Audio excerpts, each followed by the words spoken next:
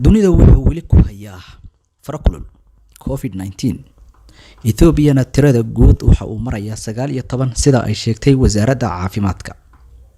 Haddaba deegaanka Soomaalida oo dadkoodu dhan kastaba laga wacyi galiyay ayaa waxa barbar socda galduleele iyo feejignaan la'aan haysata qaybo badan oo kamid ah bulshada deegaanka Soomaalida. Xisbiga sinaanta iyo xoriyada oo kamid ah xisbiyada ka diiwaan gashan Ethiopia heer federaal ayaa warbaahinta u qabtay shir jirayd. waxayna bulshada guud ahaantooda uga digeen halista caabuqani iyo dhibaatooyinka uu keeni karo. waa kan afayeenka xisbiga farciisa deegaanka Soomaalida Axmed Maxamed oo sharaxaad kooban bixinaya. deegaanka bayna ugu warbixino waxyaalihi ugu dambeeyay xaaladda hadda ka jirta deegaanka iyo xanuunkan coronavirus-ka ee bulshada ku haya dhibaatada aadka u fara badan kulli uu xambaarsan yahay message aan rabno inaan bulshadana u gudbino maadaama aanu nahay xisbi siyaasadeed cusub oo deegaanka ku soo biiray si guud xisbigan waa xisbi aad u ballaaran oo magaciisa waa maqashaan baan u malayn in badan baraha bulshada ku aragteen ama la socotaan saxaafadaha caalamka deegaanka iyo dalkaba message aan rabno inaan bulshadana u gudbino dhibaatooyinka ka jira deegaanka iyo gaar ahaan caasimadda magaalada Xisbiga runtii waad aragtaan baan u malaynayaa mar badan waxay bixinayaan mar walba bahda caafimaadku tilmaamo iyo ka hortag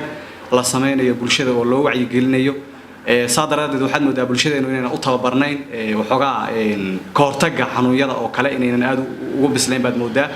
marka meelaha ay dhibaatadu ka jiraan deegaankeena ama magaalada gudaheeda ayaan rabnay maanta inaan waxoogaa aan tooshka ku qabanno oo ku ifino idinkuna aad baad u mahadsantihiin. sidoo kale gudoomiyaha xisbiga laantiisa deegaanka Cabdinuur Macalin Xasan ayaa ku dheeraaday siday bulshada uga feejignaan lahayd dhibaatada caabuqani coronavirus. bulshooyinka Soomaaliyeed deegaankeena iyo guud ahaanba dadweynaha Ethiopia ilaahay waxaan ka baryaynaa inuu xanuunkan iyo viruskan iyo caabuqan dunida saameeyay inuu naga badbaadiyo dhinac naga mariyo naga samata bixiyo naga gacan siiyo maadaama aan nahay dad dhaqaalihiisu oo isku filayn inta hadaan ka gudubno oo saxaafadeedkan waxaan ugu talagalnay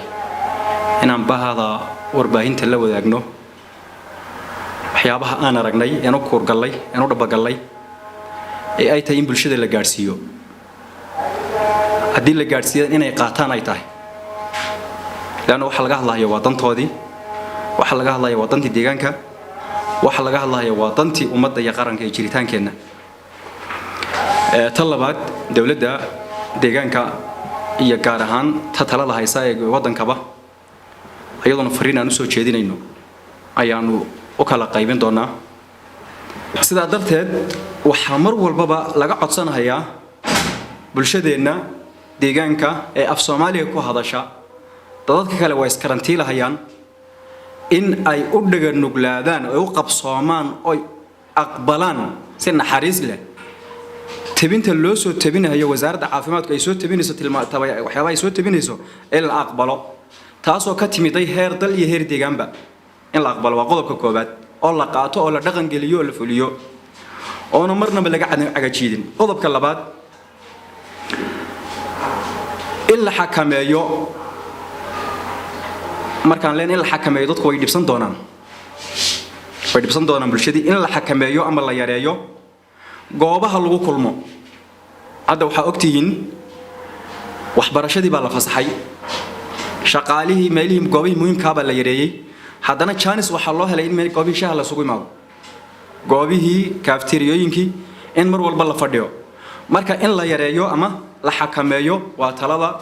aan soo jeedinayna iyaduna tasaddexaad shalay iyo maanta waxaan u koorgalay suuqa waxaan eegnay goobaha jaadka lagu iibiyo طبعا Ethiopia qaybtan high level ka oo ka jira xanuunku jaadkuna xagaas inooga imaada wax haba yaraatee karantiil iyo wax ma aragtay ilaalina midna kama jirto sida darteed goobaha jaadka lagu iibiyo ayada lafteeda in aad iyo aad loo ogaado oo ayaduna muxuu ahaayay si xoogan looga hawlgalo qodobka ku xiga ee afraad in la daba galo oo waalid walba xil iska saaro oo aan la ilaabin oo dhayalsanin dhalaankii aynu dhalay in aabaha u ahayn hooyada u ahayn ee waxbarashadii laga fasaxay ayaa suuqa isugu tagtay kubadda waxbarashadii way joojisanta xisbiga sinaanta iyo xoriyada ayaa sidoo kale sheegay inay la shireen xisbiyada heer deegaan si guudna uga wada hadleen inay bulshada u wacyigeliyaan waana shirkii ugu horeysay ee asxaabta siyaasadeed ee deegaanka ka jira qabtaan taasoo looga wacyigelinayo bulshada halista COVID-19 si kastaba guud ahaan waxaa socda wacyigelin bulsho halka dhalinyarada qaarna ay bilaabeen inay iskood isku abaabulaan kuwaasoo ugu talagalay inay caawiyaan bulshada isla markaana uga digaan dhibaatooyinka caabuqa COVID-19 walow ay jiraan amaro hay-adaha amniga ay soo saareen oo ku aadan caabuqani jaamaco kun Soomaali Cable Xisbiga